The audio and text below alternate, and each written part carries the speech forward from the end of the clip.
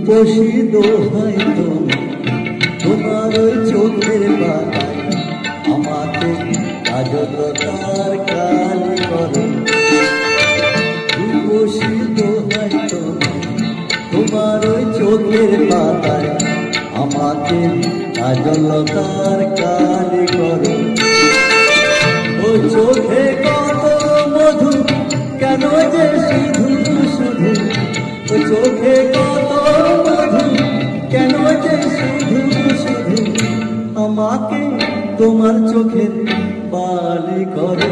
রূপসী দোহাই তোমার ওই